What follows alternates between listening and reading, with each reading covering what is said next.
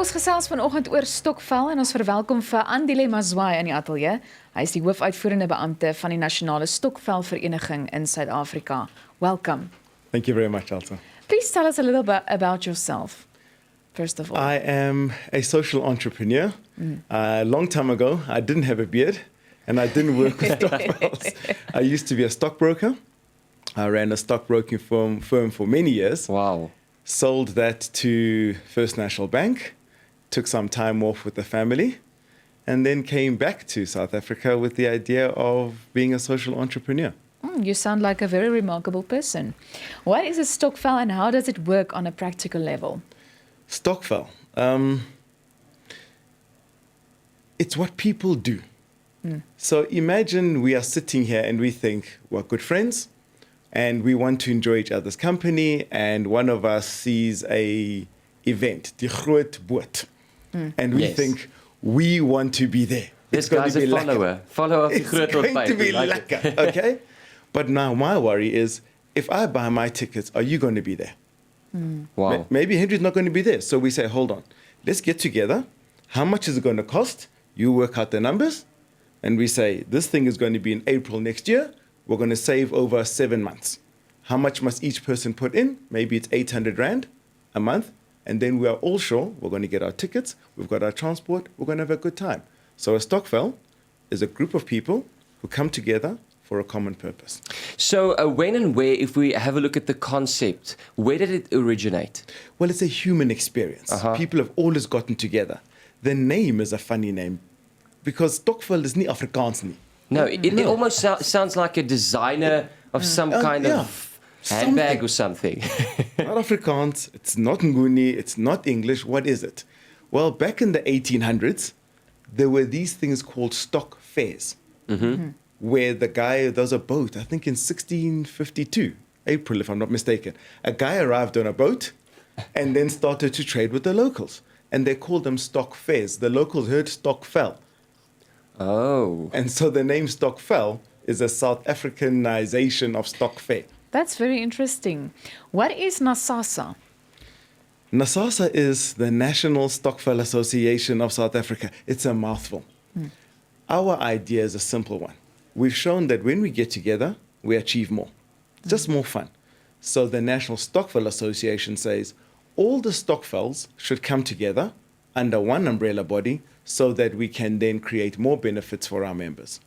Would you say it's necessary for Stokvelle to be regulated by an organization such as NASASA?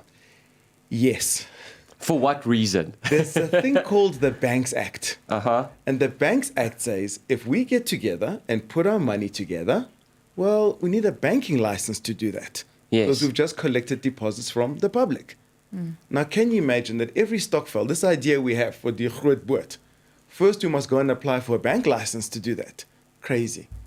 But the Banks Act is the Banks Act. So the regulation is all Stokvelles are exempt from the Banks Act on condition that they belong to an association that's approved by the Registrar of Banks. Of course, NASASA is approved, otherwise I wouldn't have told you Yeah, that. of course. But how is NASASA regulated? We are then approved by the registrar. So we went to the Registrar of Banks and said, can you approve us as an association? We told our story. They then stamp us and say, yes, you can go out there and then collect members. So we have to report to the Reserve Bank. Andile, are Stokvelles still actively used in South Africa? Yes, Why would you say that? because people like to get together. Social media is very important. You've got your group of friends, you're chatting, but at some point you have to get together. You can't have a braai over WeChat. At some point you're going to get together, you're going to get your money together, and you're going to have an idea that with this money we're going to go traveling, we're going to save for groceries, whatever you want to save for. So very much so, it's a social engagement. But who would typically get involved in this kind of method or make use of this concept? It's people that are already together. So at work, we see that what we call rotational Stokvelles. You think, we don't get bonuses, we don't get paid enough, what can we do? So again, maybe 5 or 6 of us say, let's put 2,000 Rand of our salary into a kitty. And once a month on rotation, somebody takes it out. Now, I know you're getting your own money back, but it does feel good when you take away 10,000 Rand at the end of 5 months. So whether it's at workplace or whether it's friends from school, any social engagement where you come together and you want to do something with your money. I quickly want to hear, how safe and effective is stokvels as investment or as form of investment? Stokvels are step one. Okay. Investment is step two. Stokvels are for saving. Now, what you do with your saving. Now, some That's up stokvels, to you. it's up to you. Many stokvels, most stokvels, save to consume. We're going to blow our money. We're going to spend it. We're going to have fun. But it's a good vehicle for investing because many South Africans don't have formal jobs. So they Yes. don't have a pay slip where there's an amount that comes off for a pension fund. You work for yourself. You're an informal trader. You don't have contractual savings. So you can get together with your friends to say, look, I'm putting down 1,000 Rand a month. And with this money, we're now going to invest in a unit trust. Yes. Wow. What are some of the biggest challenges in terms of stokvels in South Africa? It's small things. Number one, can you trust each other? Can you trust the financial system? Because once you put money together, guess what happens? We don't have a common bank account to give the money to Rian here. He's keeping the money for the big event, and then this thing called life happens. And then he uses some of the money thinking, April is still coming. And those are some of the challenges the stokvels have. How can they keep their money safe, protected from each other, protected from fees and all sorts of things to make sure that they're going to have it when they want to use it? Can you share some statistics in terms of usage? Yes. Well, let me start with where I am.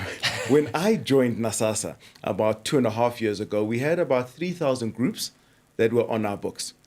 What we then did, we're still talking to people on the basis of, we've got regulatory protection, and people didn't really want to hear that. So we then started by saying, join NASASA and you can get benefits.